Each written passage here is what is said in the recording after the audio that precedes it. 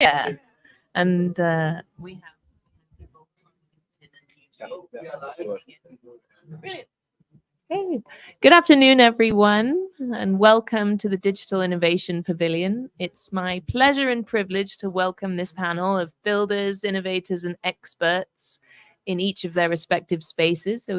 Their expertise is really varied, so we'll get a great overview of the space, and each of them will drill down into the areas that interest them. So we're going to start. Each of the presenters will tell us about their background, how they got into climate, and what they're working on today. We have the wonderful Anirban Chatterjee, Suchi Rana, Nicola Attico, Sofia Fomenova, and Daniele Bernigotti, last but not least. So let's kick off. We have some slides from the ServiceNow team. So we'll kick off with you. And yeah, please introduce yourselves. All right. I can go first. Okay, so this is Nicola Attico from ServiceNow. I work in the ServiceNow innovation team, and my role is blockchain DLT solution engineer. So I'm working with blockchain DLT related innovations.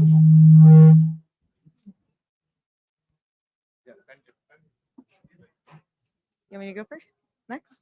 Okay, sure. Hey, everyone. Yeah, great. Can you hear me okay? Yes. My name is Shuchi. I am also a part of ServiceNow. I am on the venture side. Been with ServiceNow for about a year and a half. Started out in our innovation team with Nicola and have since moved to our ventures team. So I'm a part of our corporate venture arm called ServiceNow Ventures. We invest in product adjacent technologies to ServiceNow. Been investing for a few years, I would say 5 or 6, deployed about $350 million so far, and committed $1 billion by 2026. So we will be deploying some capital in the next, I would say 2 to 3 years. And late stage, Series B plus. So very excited to be here. Thanks for including me. And here we go. Yeah. Okay, Hello. Should we quickly go through? Oh, yeah. maybe it's easier. So this is Anirban Chatterjee, and I am basically, my functional role is business development, sales marketing, but then technically I'm an ESG and kind of a digital MRV and digitalization risk management professional. Overall, kind of 15 years of experience into the industry, very closely associated in the certification verification from very beginning, and seen the evolvement of this entire standards and how the corporates and financial institutes are basically started disclosing their non-financial performance, specifically into the carbon side of it. And now of late last 2-3 years we're very actively working on the product carbon footprint side, product stewardship. And now with the evolving of carbon market, we are also looking at how digital MRV systems ecosystem can be built, and we can play a role of our verifiers capability.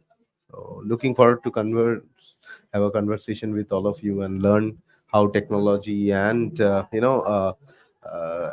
we can kind of understand the confluence of it. And then Sophia. Thank you. My name is Sophia. So first of all, thank you so much for having me here. It's my pleasure to be surrounded by such wonderful professionals. I'm a co-founder of Net Zero. Net Zero is a carbon management platform that helps large businesses like Fortune 500 companies and also governments with carbon management. We use a lot of automation and AI and combine it with sustainability and profitability, making sure that it's easy for large organizations to measure, reduce, and report carbon emissions, and do it in a profitable manner, in a way that it makes sense for businesses. I'm a co-founder of the business, and I am mainly responsible for sales and marketing. We are based here in Dubai. We also have offices in Monaco and London.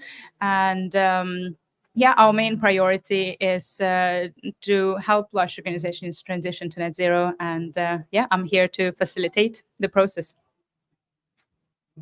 Thank you, Sofia. Good morning. I'm Daniele Pernigotti. I'm the CEO of Equilibria as consultant company working mainly in carbon management, but I also a large experience in standardization. I am the chair of the European Technical Committee on Climate Change, and also had the pleasure to lead the ISO working group to develop a standard on carbon footprint of product you mentioned before, ISO 14067. And from other side, I also leading a national program operator, Carbon Footprint Italy, that is a system to guarantee the communication, the quality of the communication on carbon footprint, but maybe we discuss later. Thank you so much. So I would like to, maybe if I can start, I would like to give a little bit of introduction and overview about what ServiceNow is doing in that field. And I don't know how much you know about ServiceNow. ServiceNow is a big cloud software as a service company. It was established in 2003. And currently it counts more than 8,000 enterprise customers around the world. So the impact in the corporate enterprise space is big, huge, I would say. And is not specifically on sustainability. We offer products across IT workflows, employee and HR, customer service, operations management, and we are also a development platform for enterprise workflow. One of our offering specifically is about sustainability. It's called the ESG Command Center, and there is a component called ESG management that allows all kind of goal setting and reporting about sustainability is adopted by customer in order to disclose the progression towards their sustainability goals. And zooming one level on the sustainability offering on the innovation side of ServiceNow, we are specifically experimenting, I would say, and innovating across blockchain and DLT related integration. And as part of that, we met with Edera, and ServiceNow became part of the Edera Governing Council. I think it was almost 3 years ago now. And we have built across different workflows with Edera, not just sustainability. Edera is a council of prospectively 39 company governing the network.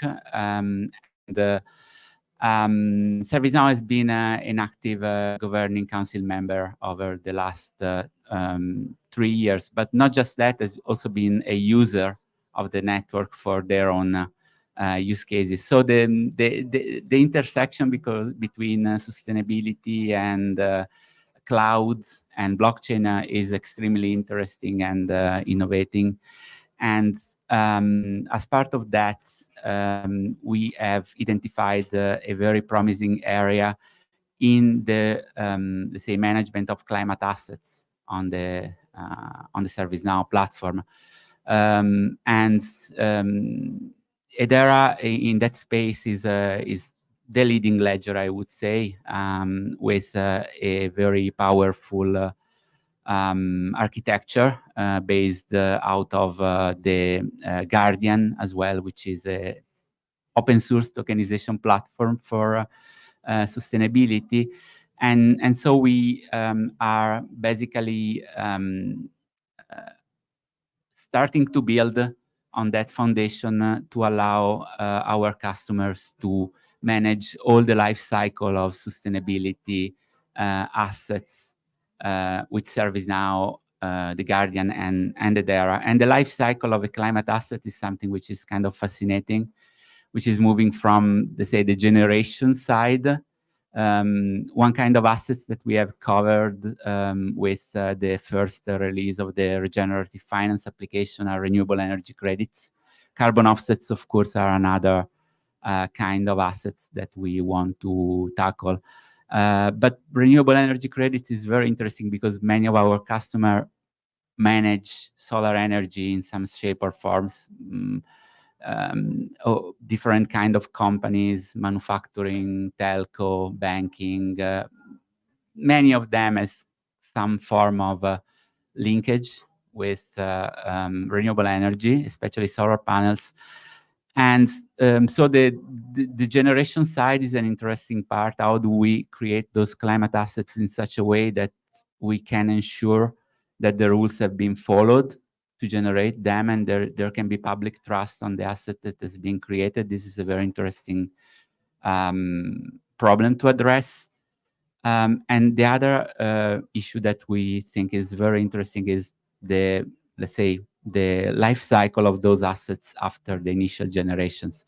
How do we allow customers to either retire those assets in a provable way, or how do we allow them to, let's say, trade those assets with public carbon marketplace, and blockchain-related public carbon marketplace are becoming a reality, and they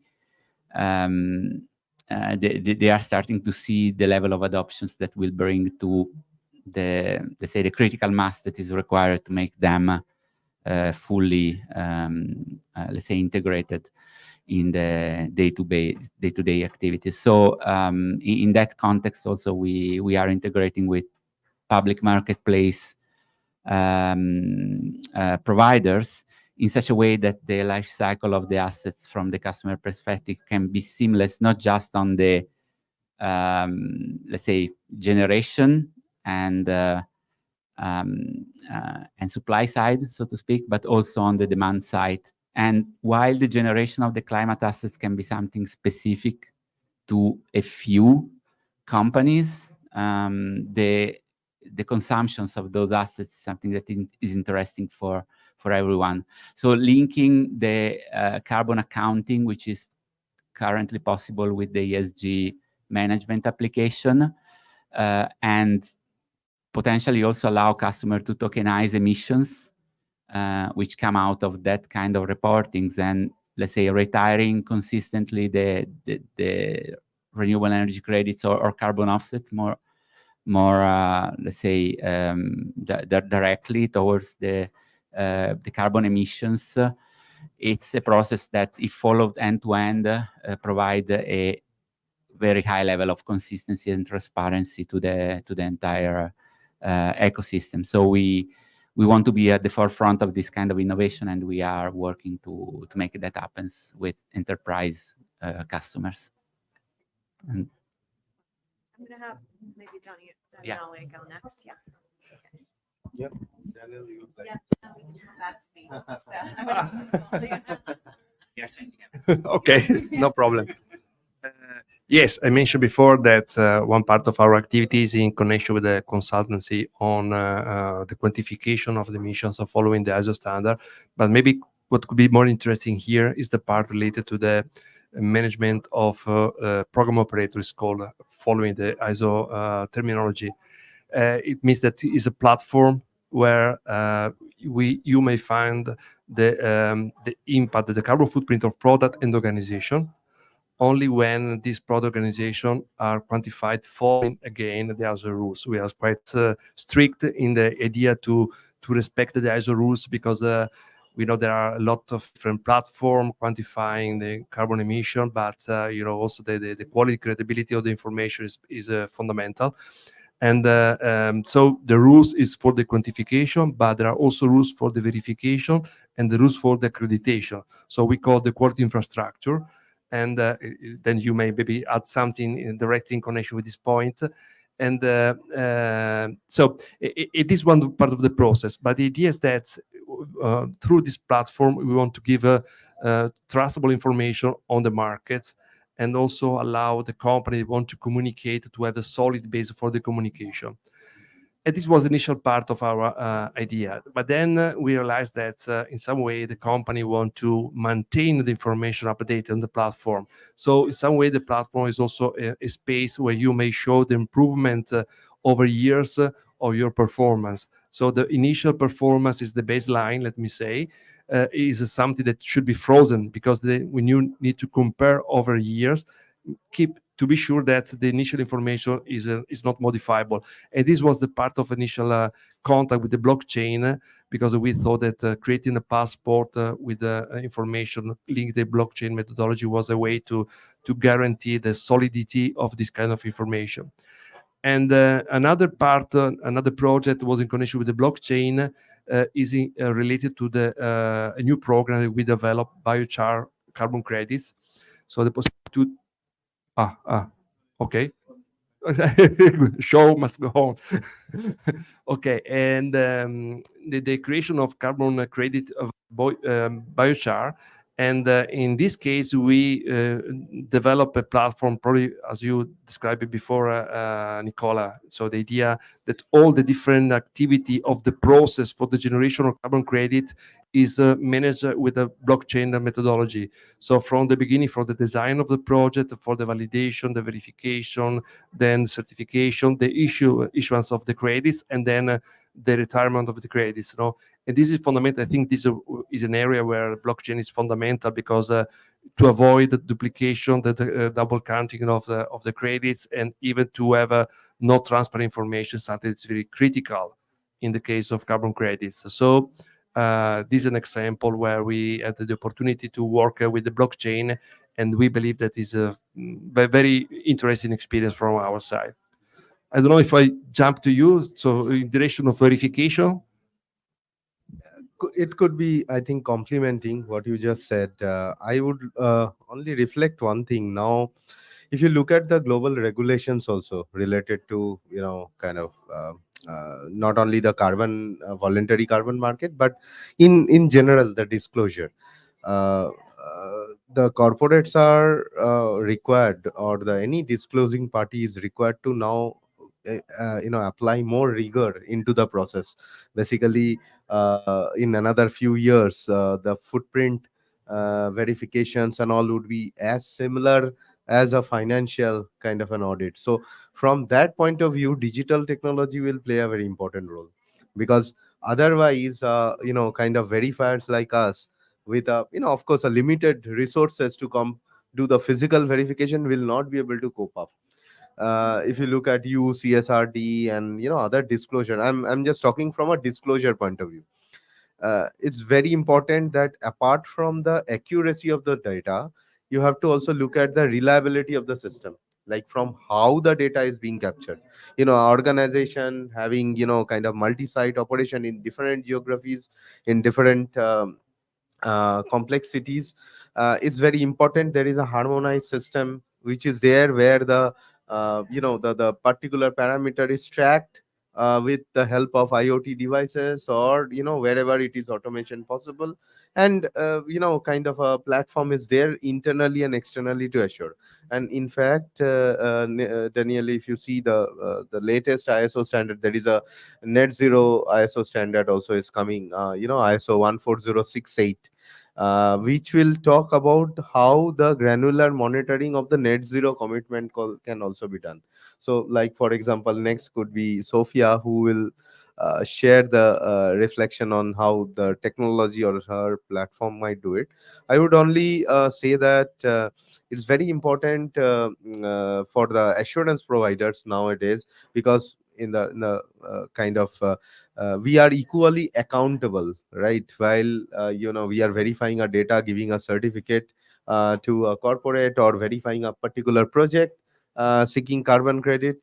It's very important that we own. I mean, the ownership lies equally with all the stakeholder, and to do that, that will bring the trust back. If there at all there is a erosion of that trust, at least in the voluntary carbon market, to some extent. But then when there will be a sovereign backed kind of mechanisms and all, what we are seeing, we are all hopeful that some more progress will happen this year in the COP. I guess these are the few areas we have to really be reflective on from an assurance and verification standpoint. Yeah, maybe. Do you want to go first? Thank you. Very interesting. Thank you so much. I think we come into the process of carbon management a bit before than verification. But when it comes to carbon measurement specifically, three of the main challenges that we see on the daily basis. The first one is access to data, both internally and externally. So to give you an example, one of our clients in automotive industry, they have dozens of offices, more than 100,000 people working across the globe, more than 5,000 big suppliers for Scope 3 emissions as well. So access of the data is definitely one of the challenges, because if you look at the data, it's all disorganized, whether it's internally or externally. There are issues like transparency, gaps, and so on. So the second challenge for us is to know how to first access the data, and then how to collect it, analyze it, cluster it, put it into the platform as well. For both of this, we use AI, obviously, because it's absolutely impossible to do manually. And we do it through more than 10,000 API integrations, for example, or through insights with machine learning, for example, that get the data visually from invoices. But then the third, and this is more relevant to this conversation, the third challenge is making sure that this data is verifiable. So the way we address it is we collect the true source of data, the raw data, making sure that it is verifiable by the company. But when it comes to suppliers specifically, it is a very big challenge. And this is why it's very interesting. It would be interesting for me to talk to you for us to make sure that when we collect the data, we need to make sure that it's 100% reliable and trustworthy and verified as well. In terms of our service specifically, again, we come in where we help businesses to measure and reduce, right? So the data is just one challenge. When it comes to reduction, we use a lot of digital technology and artificial intelligence specifically to help businesses to strategize and come up with plans which have the most effective approach in terms of decarbonization potential, but also cost as well. So that's a slightly different topic, but for our clients is a very important one, massively important, because once we measure, we collect the data and so on, the question is what's next, right? So we all have those targets that we want to achieve. But then many of our clients specifically, they see sustainability as a cost, which we don't like. So after speaking to dozens of huge companies, we've realized that we want to change this narrative. We want to make sure that reduction is exciting for them, and they see it as a way to at least save money, if not to make money as well. So it needs to be profitable for them, should make business sense and protect their bottom lines as well. So talking about digital innovation there, we use technologies like MapCurve, for example, is a good example, a tool that helps you to visualize all the data in one dashboard, and you can compare the decarbonization potential with the cost visually in the same platform. So again, there it becomes much easier for sustainability managers to make decisions, to know who to involve, whether internally, and we have tools like action cards, for example, to encourage people to work on it internally, or you can invite suppliers, again, work with them on their initiatives, see how they come into your own strategy, and so on. A few other tools. I mean, I can talk about tools a lot, although it is a little bit technical. MapCurve is definitely my favorite. Action cards, they do get a little bit complicated, but again, with a client who's got more than 100,000 employees across the globe, and sustainability teams, again, around the whole world, it's fascinating to see how they organize their action cards, how they track how they keep accountability when they achieve, and also scenario planning, for example, mixed with those action cards. So once you use predictive AI technology, for example, you can understand and plan those initiatives and see if it's going to move the needle. Because very often you talk to companies and they're like, oh yeah, we're trying to reduce our scope 1 and 2 emissions, and we're going to switch to green electricity, for example. And then when you plan it out, you see that it's actually not going to move the needle much.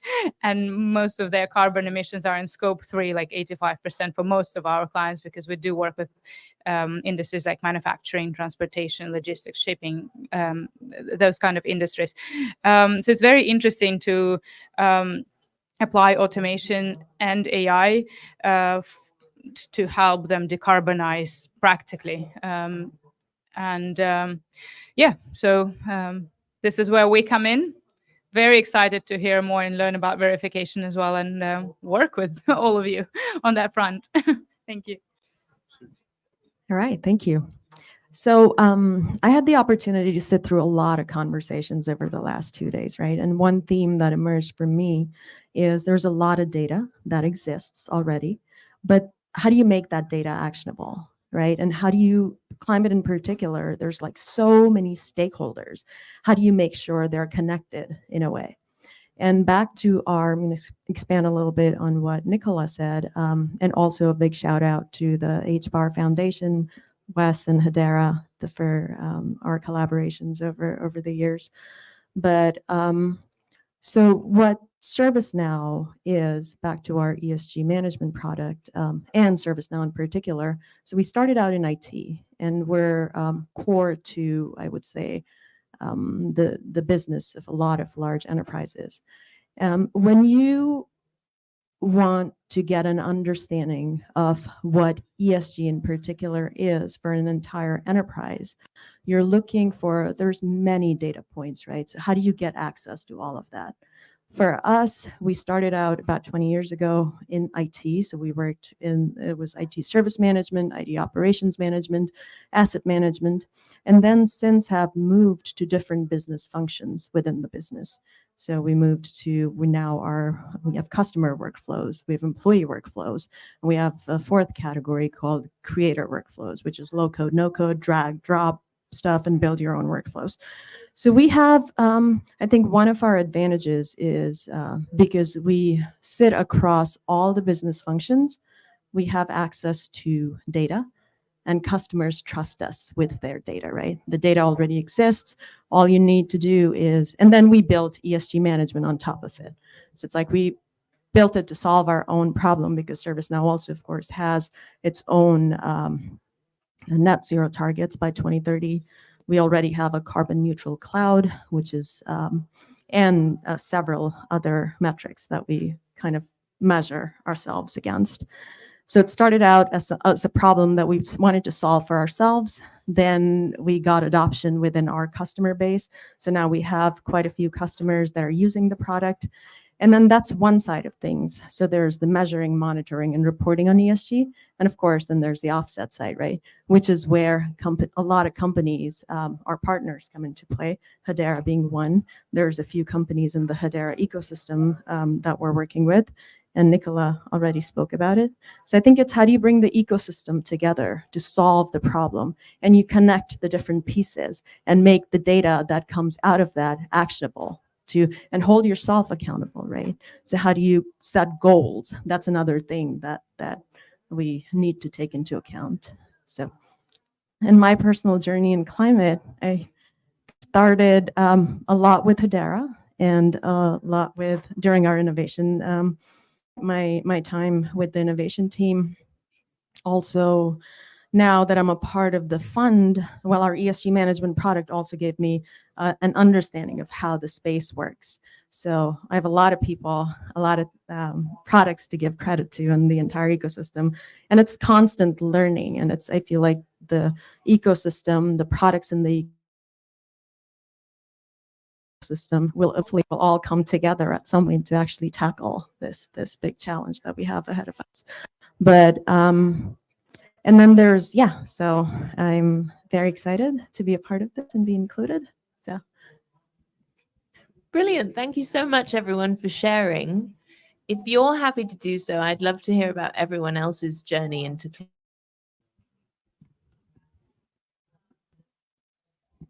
I think in my case, it has been driven by my experience in ServiceNow. I'm in the company since 10 years. And I also started in IT with tools and and products to manage IT workflows. But the beauty of ServiceNow is that it's really a platform for enterprises where they can manage all their processes, and the company evolved in different areas like HR, customer service, and sustainability. And that was the opportunity for me to learn more about that space. And I think the more important parts are really the conversation with customers, like always.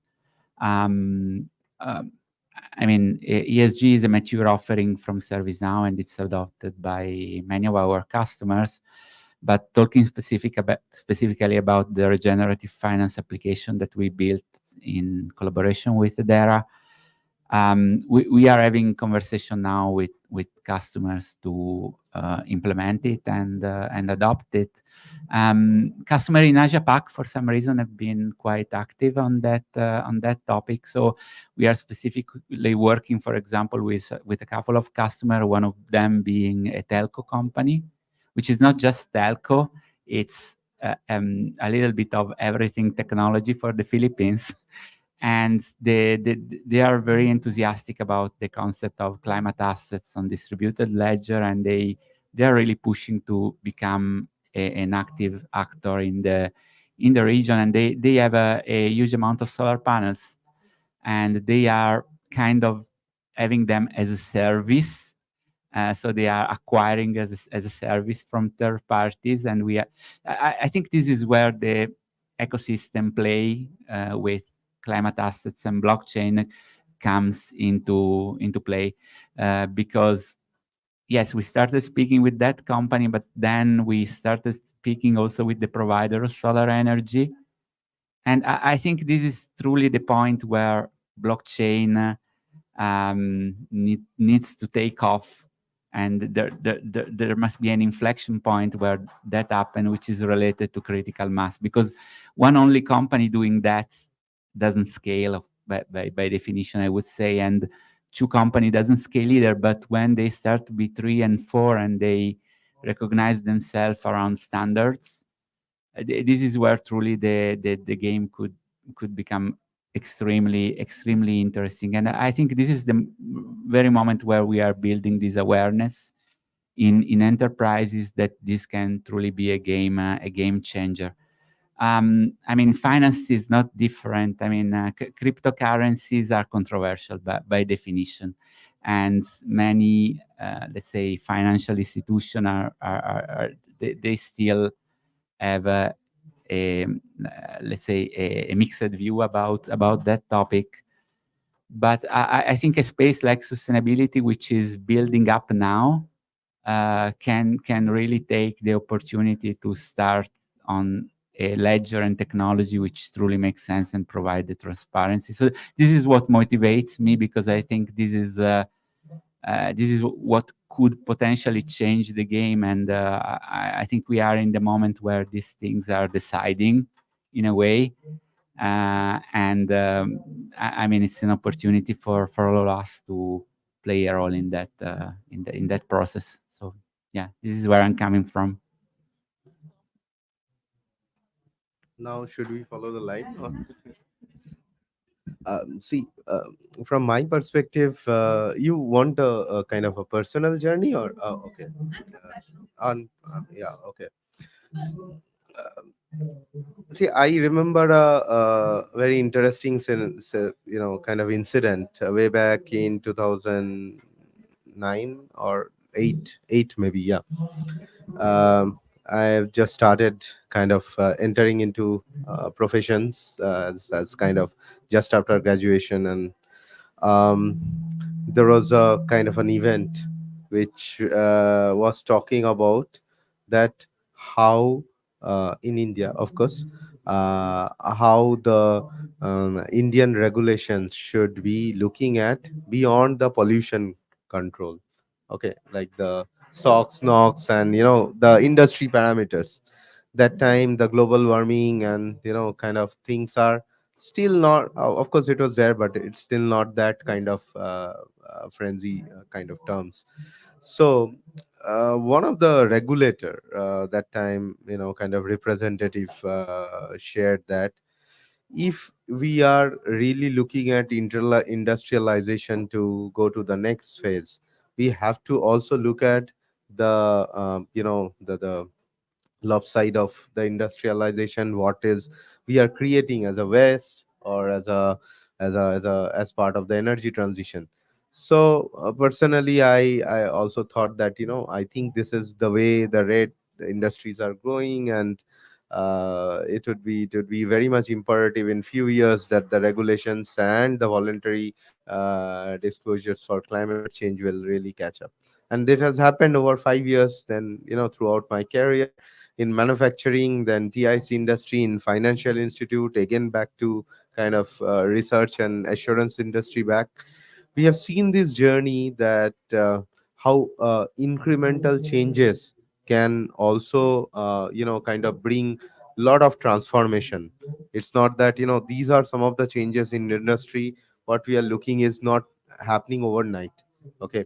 uh, One regulation or one particular industry best practices may be driving something, but at the same time, the community or the global climate change impacts also are we are kind of feeling it in person, kind of in our families, in our societies where we live. And that has really accelerated the thought process, and then the climate activism, the overall.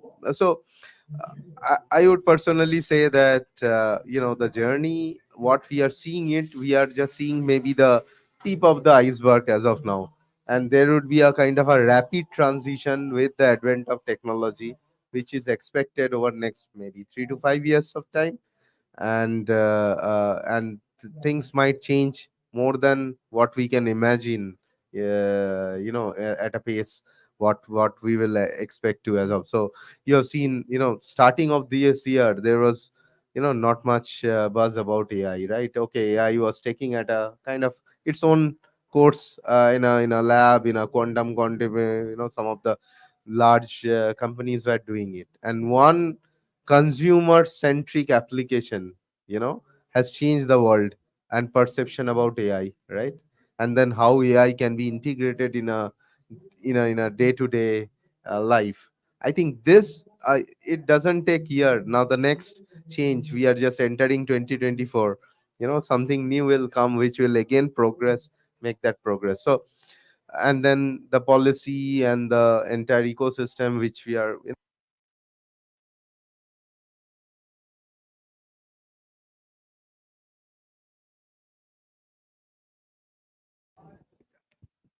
Sorry. So what we are seeing, the benefit of this will further outline the entire kind of challenges or the barrier what we have when it comes to technology. So my perspective is that we need to prepare ourselves, and as well as our whoever our stakeholders and associates, for this rapid transition.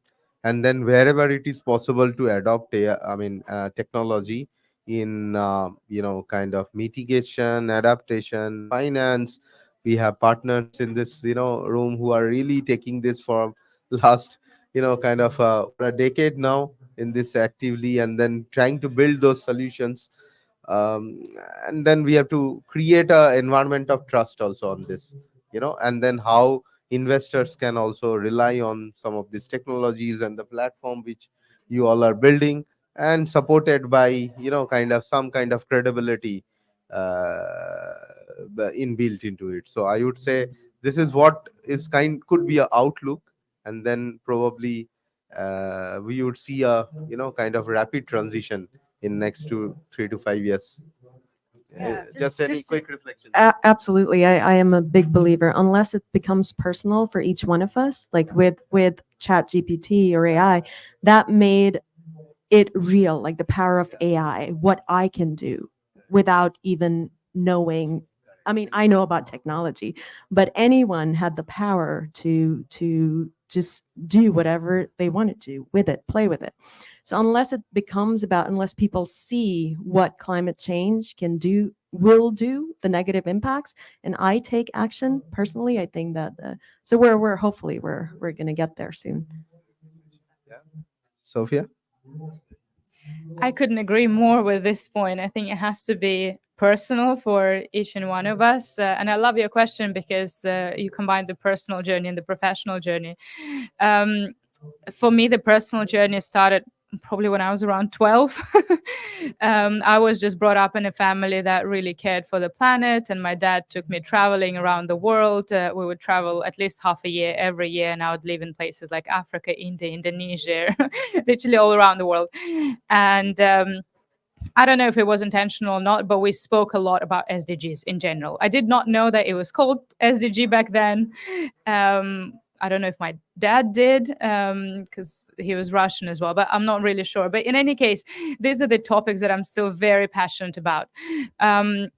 When the time came for me to choose the university degree, I went to study politics and economics at the London School of Economics, and it kind of organically continued in this route as well, because I would study a lot of policies and then understand how it impacts the macroeconomy, microeconomy, business as well. So it was a very general degree in overall, but again, I just continued to care a lot about issues like climate change, education, and a few others as well. And then straight after uni, and it comes where my professional journey begins, I always wanted to be an entrepreneur, because I feel like we always need to focus on solutions rather than just talking about problems. It's also very important, but I wanted to be one of those people who brings solutions to the market.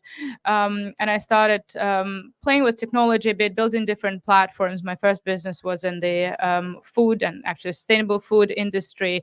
So I did play a lot with B2C and B2B platforms, got to, as you said, play with technology as well. But I really realized that my true passion comes from scaling and talking to customers. As you said, I find the most fascinating process. I love learning from people. I love talking to them. So that's why I'm responsible for marketing and sales, because I kind of take the technology, and we've built a very strong team, which is led not by me, but by my co-founder, who's an AI genius, and he's in Fortune 30 under 30. But we've managed to build a really strong team. So he takes care of technology, because I feel like he's the most knowledgeable person. I'm very passionate about it, but that's his strong side. So we've combined forces, and now I think we do have this synergy where his team builds the product. I learn as much as I can about it, and then I help to bring it to the market, basically talk to customers, understand their problems, understand the challenges, where there's data, or even communicating to their stakeholders. As you said, there are so many different people involved, right? Suppliers, stakeholders, sometimes even media. Clients come to us and they're like, okay, we're on this way transitioning to net zero, but we want to make sure that we use your platform to be able to communicate the progress, not just talk about it and share some quotes from our C-level executives, but to be able to show the progress in numerical terms as well. So yeah, that's my journey. I'm very passionate about technology. I'm very hopeful. In general, technology gives me hope. I do believe it should be personal for everyone. I do believe that there's a lot of room for partnerships in general, and this is just an area where we should never be competitive. We should work with each other as much as possible. Again, it comes back to the stakeholders point, but it is a very urgent problem, and I feel like artificial intelligence is probably the most powerful solution that is being developed very rapidly, that is growing really fast with OpenAI, or just in so many bright minds being involved in developing AI. So I do believe that we should take AI, the most powerful technology, and apply it to the biggest problem out there, climate change. And this is exactly what we're doing. Yes, my personal journey for the environment is too far, so maybe start directly on the carbon footprint, climate change, because it was almost 20 years ago. For the development of the standard for carbon footprint of organization. And I started to work in this ISO working group. In 2006, I have my first COP, so a lot of years ago even. And what surprised me was the opportunity to have a community where you may have exchanged the same kind of sensitivity, the same kind of view. Because when I used to go back at home, the awareness was very low at the time. So I had the need to go back in the ISO working group in the COP to exchange view with people that was looking the same direction. No? In some way, it was some such to have an iceberg, no, the top of the iceberg, and then over the time the iceberg was growing. The people was more aware, not only at home but even the business and in connection with the companies, and then the company moving more forward in some way was also the demonstration that another bigger part of the iceberg was below the water. It was growing. And now we just Nicola mentioned before. Now we have the growing number. Now we see the difference, and also Anirban said the acceleration. So in this moment, we recognize that a lot of work was done in the past. We are part of the transformation. This kind of revolution reality, and we are in the right moment now because the things is happening now, and we need to do more. We need to be in connection to network each other's. And the digitalization for sure will play a key role in this area, because when the number is growing so fast in terms of need of update of number of numbers, or number of data, then you need to have to use the digitalization. Otherwise, it will be impossible to manage all this kind of stuff. So yes, so this is my part of my journey, and I'm sure that next year we will meet here maybe again, and we will discover that in 1 year a lot of things change radically, because this is a part of the acceleration of the process. Maybe any reflection, final? Oh no, I completely agree with everyone, and I hope we make enough progress and then we hold ourselves accountable. And I don't know if there's a mechanism where every COP compares itself to the previous COP to see what the journey's been, how much progress we've made. I think that would be another, and to share that data with the community to keep everyone accountable, right? Sorry, I want to react because it's a very important point. For one side, if you look at the number of people participating at the COP, is incredible. It's growing. It's like the iceberg I mentioned before. Because if a lot of people come here to show experience, to exchange view, even it's not only the negotiation, it's the stakeholder, the civil society part that is growing more. And I think it is really the possibility to push the market, to push the politics also, to push the reality in this direction. Because I want to underline one point. When we have the COP in 2009, it was a really dramatic COP because it failed dramatically. And at that time, the COP was driving the process. So the policymakers was driving the world, giving the direction. After this fail, what is happening now is the real world is driving the politics. They are going very slow. We are going fast. So they are following the reality, because the commitment to triple the renewable energy is not needed, because the work is already going this direction. So it's important in any case, but I mean, it's some kind of obligation. They are in the corner following the real world. And for this reason, I think that the growing number, the growing connection that is every year more important, is pushing more the change than what is doing from the policymakers. Can I just very quickly add to that? I couldn't agree more. And to my surprise, when we started rolling out our product, we got actually approached by a few governments, and I shared privately with you. We were never planning to work with governments, never our intention. We were always B2B SaaS company. And today we're working with Monaco, UK, France, Switzerland, Singapore, and talking to the local government as well. And as you said, to my surprise, they're listening to us, a startup that has a technological solution to the problem, but we are the driving force, which is absolutely incredible. They want to see how to change regulations, how to encourage businesses, maybe subsidies. Well, like with the Swiss government, for example, they are they've opened up a budget for all Swiss businesses who use our platform, and they subsidize the whole product for them. So it's incredible, like here we are as a startup, and then there are governments listening to us, and this is the synergy that we need, and hopefully, that's what's going to bring the change. Just one more thing to add. I think inclusion is also very important. So we include the people that are impacted by it, right, in the decision-making process of whether it's the governments and how do we bring the perhaps industry, academia, and the governments to whether it's making regulations or policy or whatever it is. It's informed from a place of people who have lived that reality, and so. Just okay. I think, yeah. Well, this has been fantastic, and you've made my job very easy, so I'm very grateful. So I have lots of questions, but I did promise the floor that I would let them ask questions, and I know we have viewers online. So before I jump in with my questions, does anyone from the floor have questions? It's been a lot of information, so I get it. It's all been fascinating. It can be a lot to take in. So I know you'll be thinking about it for the rest of the day. But on the theme of time passing, someone mentioned 2024, and that's only in a few weeks, which is absolutely terrifying.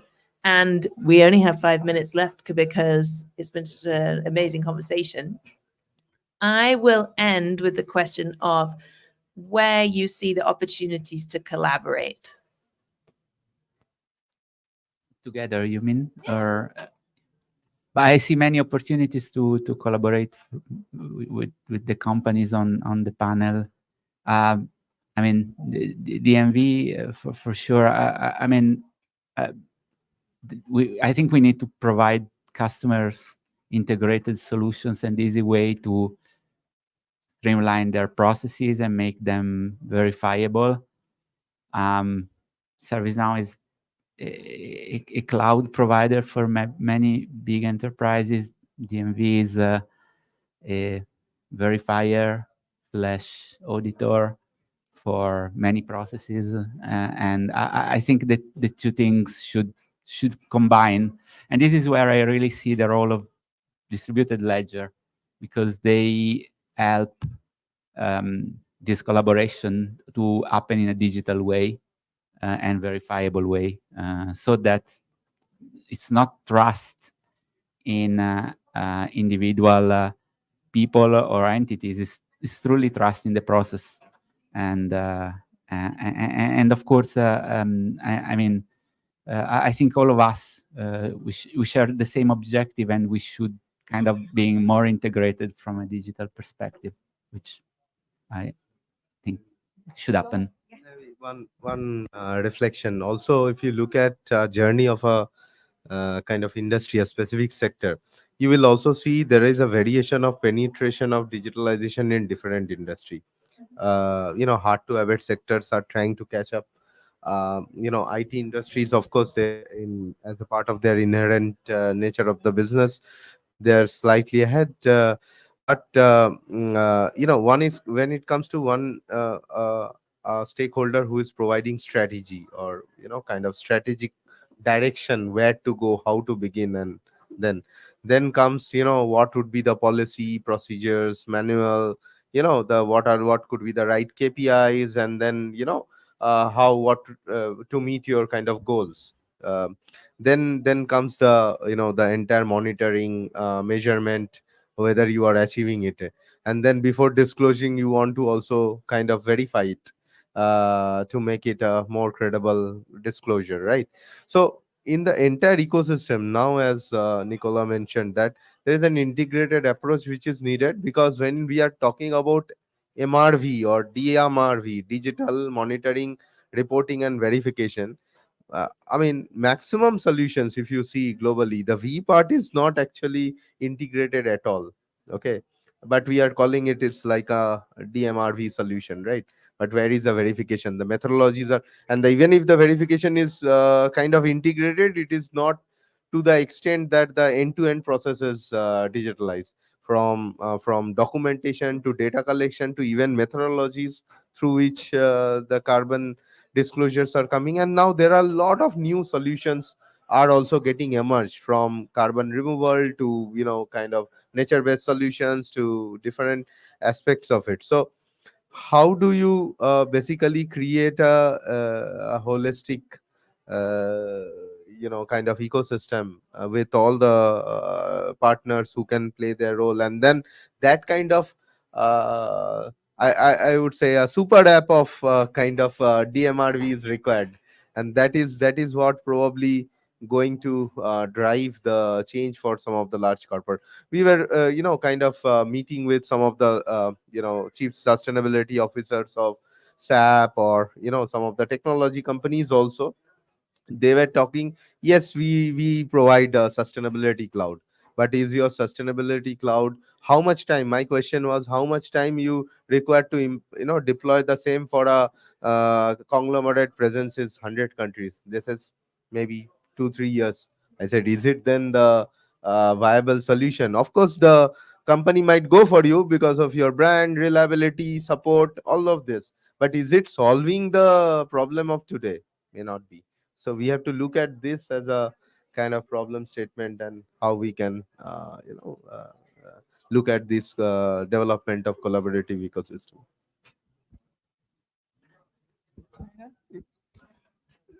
So we have some factual data. The market for our activity is exploding. We are not able to follow all the requests almost. So we are very busy all the time. So if you receive requests from 20 countries instead of 3 or 4, I think you will be a little bit busy. So, and the real competition we have is with some other subject, not competent, is jumping on the market. But we really need to have cooperation, collaboration with competent organization, bodies, and people, because we need to face this kind of request. So really, I see a lot of opportunity from the different perspective, because if we are looking the same direction, if we want to have a reliable, transparent information and high-level services to the client, then we have to collaborate. I will answer that question from a startup point of view, and there are 2 points that I want to make.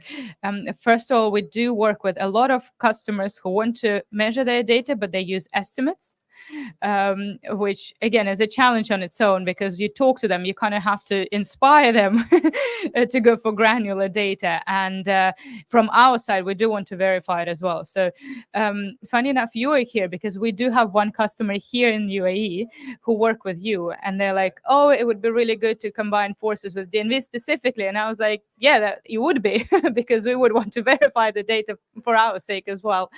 So that's one point. And the second point is that similar to what you've mentioned, but we, for example, have a very strong IT team, right? So our developers, they come from big companies like Google, and we move very, very fast. So very often we talk to huge companies like IBM, for example, who also have a similar product to ours. But for us to develop a new feature, we move much, much faster. So it takes a lot less time. But when it comes to going after huge companies as clients, well, that's what we do, right? We very often want to align in terms of product, and this is where we could work together, align the product, see how we can add value to the product, for example, and then go after huge companies as well. We're kind of very good at reaching out to them and getting even inbound when it comes to sales. But again, it's important for us to be able to partner up with large companies, because we're a startup and we can move faster and create more impact for clients, for the end user. Thank you. Oh, I think everything important has been said. So I am a big believer in ecosystem. I don't think we can solve everything alone. So you need people who fill the gaps, if you will, in whether it's your product, whatever it is. So it's a very intentional process, and I think collectively we can definitely change and solve every important problem that exists. So thank you again. Well, thank you so much for sharing your thoughts and sharing your stories. This has left me very inspired and hopeful for the future. And I'm sure all of our audience in person and online feel the same. So I expect us to come back in 2024 and you'll have combined forces into the super app that you mentioned. and every Fortune 500 company will be using the new product. So I would like 1% though. So we'll see. Then I can retire. Oh, thank you so much.